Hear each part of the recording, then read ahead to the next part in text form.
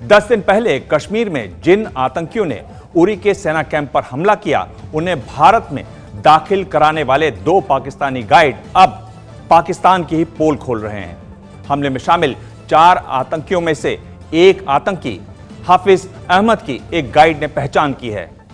इनसे घाटी में सेना के कैंपों पर हमले का प्लान भी बरामद हुआ है। खुलासा हुआ है उरी सेना कैंप के हमलावरों को भी 2 गाइड्स ने एलओसी पार कराकर हिंदुस्तान में दाखिल कराया था।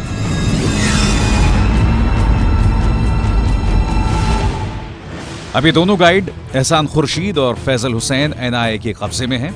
हमले में शामिल 4 में से एक आतंकवादी को गाइड ने पहचान लिया है। गाइड के पास से सेना के दूसरे कैंप्स के नक्शे और हमले के प्लान मिले हैं। दोनों पहले भी कई बार भारत आ चुके हैं। गाइड ने खुलासा किया है कि मारे जाने वाले आतंकवादी को पीओके के पीर चन्नासाई गैराबाद के कैंप में ट्रेनिंग मिल रही थी और उस कैंप में अक्सर पाकिस्तानी सेना और आईएसआई के बड़े अधिकारी आतंकवादियों की ट्रेनिंग का मुआयना करने आते थे।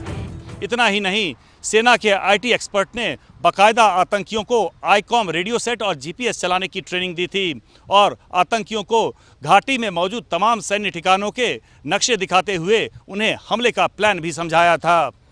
अब जैश के इन गाइड्स का लाई डिटेक्टर टेस्ट हो सकता है। दोनों गाइड से ये पता कर रही है कि अब तक इन लोगों ने कितने आतंकवादियों को सरहद पार कराया।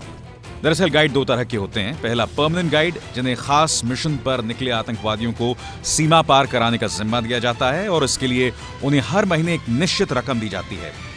जबकि दूसरे लोकल गाइड होते हैं जो सीमा पार हथियार, ड्रग्स, करेंसी या कोई और सामान पहुंचाता है। लोकल गाइड सीमा पार करने वाले शख्स को सवारी कहता है। सवारी और सामान के आधार पर लोकल गाइड सीमा पार कराने के पैसे तय करता है और एक कीमत लाखों रुपए तक हो सकती है। लोकल गाइड की जिम्मेदारी केवल बॉर्डर पार कराने की होती है। बॉर्डर पार करने के बाद आप कहां जाएंगे, इससे उसका कोई लेना देना नहीं होता। खुफिया अधिकारियों के मुताबिक गाइड अमूमन बॉर्डर के आसपास का रहने वाला शख्स या ऐसा शख्स होता है जो कई बार बॉर्डर पार कर चुका होता है और इन लोगों को इलाके का अच्छी तरह से पता होता है।